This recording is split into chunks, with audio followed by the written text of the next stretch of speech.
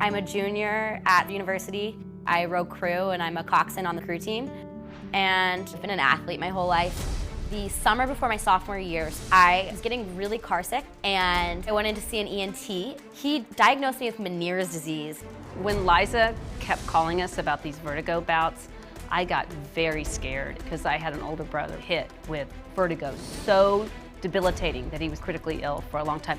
I was misdiagnosed plenty of times with Meniere's disease, post-concussion syndrome. I had a doctor tell me that I was overreacting and to take some Sudafed. You know, you're never gonna get better.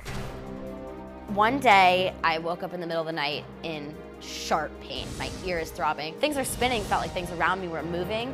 If I looked down at my hand, it just didn't feel like it was oriented correctly. I was wondering, am I in my own head? Am I losing it? All of a sudden, she calls me and she was absolutely beside herself.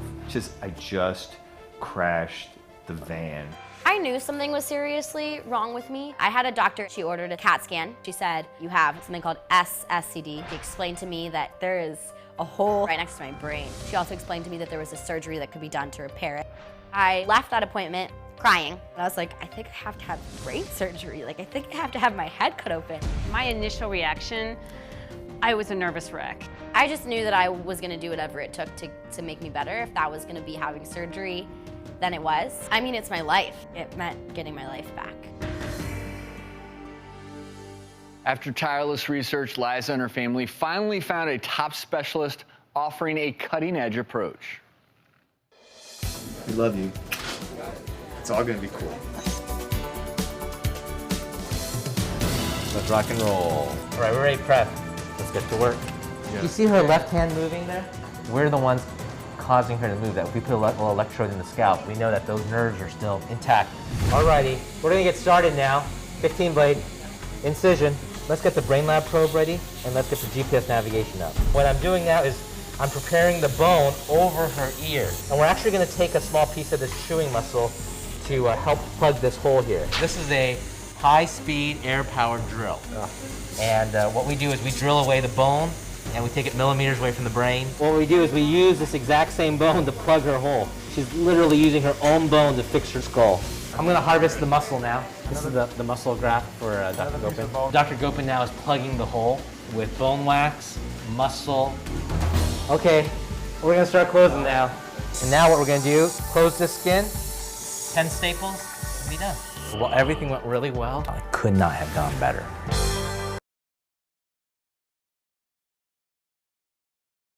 Liza and her neurosurgeon, Dr. Isaac Yang, join us, as well as her parents, Bill and Kay.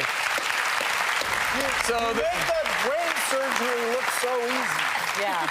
It's easy compared to what you guys do. Well, the million-dollar question, and I suspect the answer can be seen on your face, is how are you doing? You're about 3 months out. How you feeling? I'm feeling great. Yeah, I'm really lucky. I've made. So all those, Yes, I am back in the boat. and those scary symptoms you were having, the dizziness, the ringing in the ears, all gone. Yes, it's all completely gone. Can we see the scar? Yeah.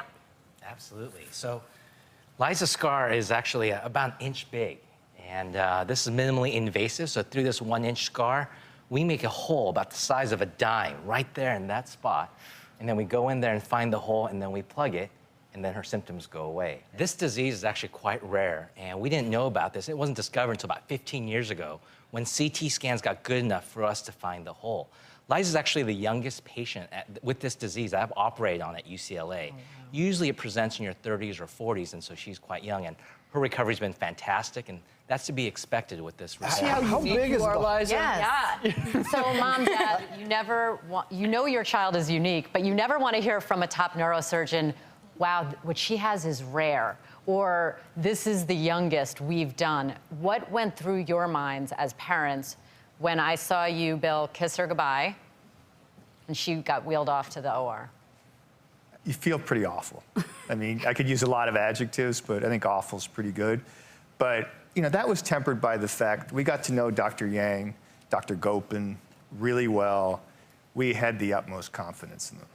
So we felt pretty good that she was in good hands.